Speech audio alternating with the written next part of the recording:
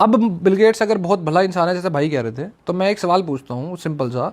Covid के time पे जब वैक्सीन बन गई थी, है ना भाई, आपको कह रहा हूँ कोविड के टाइम पे जब वैक्सीन बन गई थी तो इंडिया और साउथ अफ्रीका ने बोला था कि भाई एक काम करो, वैक्सीन के जो इंटेलेक्चुअल राइट्स है उनको पब्लिक कर दो यार, क्योंकि भाई लोग मर रहे हैं।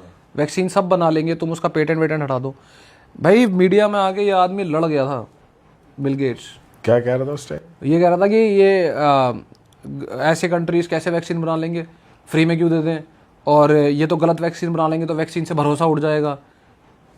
और इंडिया लिटरली दुनिया की फार्मेसी है, इंडिया बना के दवाई भेजता है। वो हमें कह रहा है कि हम गलती कर देंगे कुछ, और बाद में वैक्सीन बनाई भी हम नहीं तो हम गलती कर देंगे। मेन चीज़ ये थी कि वो पेटेंट का तो उसका गेम ही है।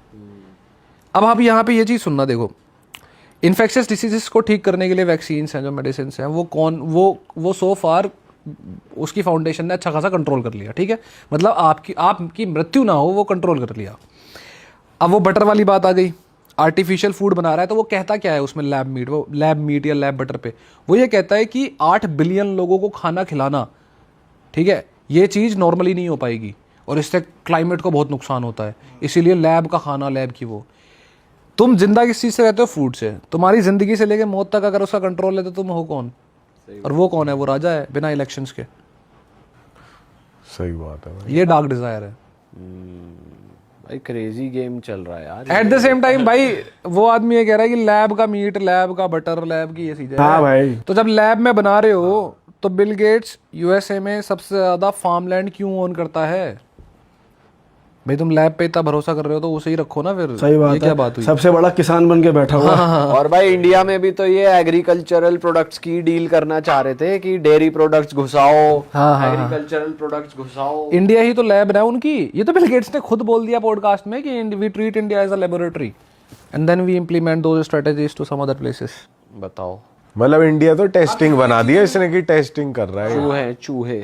अब इतना कुछ मिलने के बाद आप कहो कि सब कुछ कोइंसिडेंसेस है। भाई इसकी इन्वॉल्वमेंट होना वैसे एप्स्टीन फाइल में यही दिखाता है कितनी बड़ी डार्क डिजायर्स हैं इसकी। इसका ये भी तो आ रहा था भाई कि ये इसको एसटीडी हो गई थी वहाँ एप्स्टीन आइलैंड पे, ये छोटी बच्चियों के साथ इन्वॉल्व था। इसकी वाइफ इसे एक्सपोज करना चाह रही थी, उसे भी इसने फिर पैसे वैसे दे के चुप कराया। इसकी वाइफ ने तो इंटरव्यू में बोला है ना कि मुझे डाइवोर्स लेना ही था, बस लेना ही था। समझो मैं लेना ही था। बोल कुछ नहीं पा रही थी। बोला उसने। तो खेल तो है ही भाई। अब खेल ऐसे है कि भाई पावर इतनी है ना कि तुम कुछ कर नहीं सकते। हाँ। अच्छा भाई, हम ये बात भी कर रहे थे खमीनी की कि भाई वो इतना बड़ा आदमी कैसे बन गया कि इंडिया में भी लोग उसके लिए बुरा मान रहे हैं। मतलब इतना ईरान में नहीं मान रहे या कहीं और नहीं मान रहे, इंडिया के अलावा भी और भी जगह है। ईरान, मैं बता रहा था ना आपको कि Iran is not a country, it's actually group of companies, ठीक है, जिसको वो बढ़िया तरीके, स्टारफिश। तो इसमें एक मेजर प्रॉब्लम ये थी कि मुस्लिम्स कंट्रीज़ में शिया सुन्नी की बहुत लंबी लड़ाई चली है, तो उनको एक करना इज़ लिटरली इम्पॉसिबल। लेकिन वो एक बंदे ने किया था, कासिम नाम था उस बंदे का। वही नाइटमेयर है एक्चुअली इजराइल के लिए सो फार। वो अब तो नहीं है, उन्होंने असैसिनेट कर दिया, पर उस बंदे ने स्टारफिश क्रिएट करी थी। लेकिन बात यह कि शिया सुन्नी को ने एक कैसे किया। उसको पता था कि Sunni Muslims usually are very much loyal to Palestine issue, ठीक है, पैलेस्टाइन के लिए उनको एक करना is not a difficult task. तो तुम्हें क्या है, पैलेस्टाइन के लिए ईरान को लड़ना पड़ेगा। हालांकि ठीक है, वो सुन्नी मुस्लिम्स का इशू है लेकिन ईरान लड़ेगा। Iran is Shia majority. अब शिया मुस्लिम्स को एक करने के लिए कुछ चाहिए था। तो शिया मुस्लिम्स जो है ना, वो यूजुअली ऐसा मानते हैं कि हमारे एक 12th इमाम है जो दुनिया की नज़र से गायब हो गए हैं और वो वापस आएंगे एक दिन, ठीक है। तो ईरान ने इस कासिम जो बंदा है, इस मेथोडोलॉजी का इस्तेमाल किया कि इमाम जब आएंगे तो ठीक है, पर आप उनका वेट मत करो।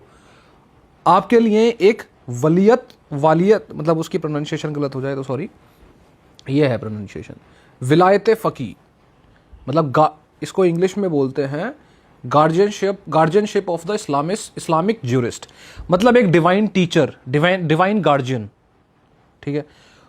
वो डिवाइन गार्जियन है, मतलब ऊपर वाले की तरफ से आपको गाइड करने वाला गार्जियन वो है।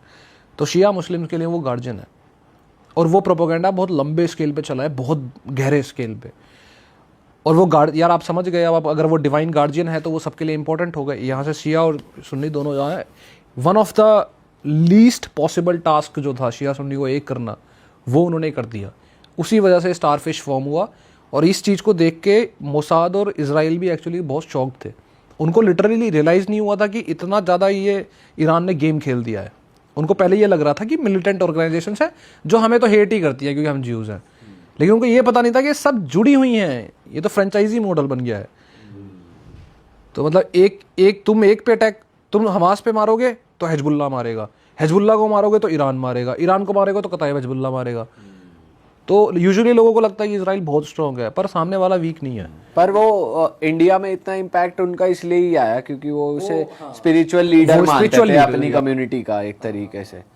पर इसको भी आप, इसका पॉलिटिकल एंगल भी हो सकता है या नहीं, कि बाहर एक मैसेज जाए कि भाई हम तो ईरान के साथ सिंपैथी रखते हैं, ऐसा तो मैंने बताया ना कि दो ही तरह के एक्सट्रीम, मतलब दो तरह के लोग बहुत है ना दुनिया में, जो एक तो पैलेस्टाइन के साथ बहुत ज़्यादा वो रखते हैं, उनकी इमोशंस हैं, और दूसरे जो शिया मुस्लिम्स हैं वो रिलीजियस लीडर की तरफ हो गए।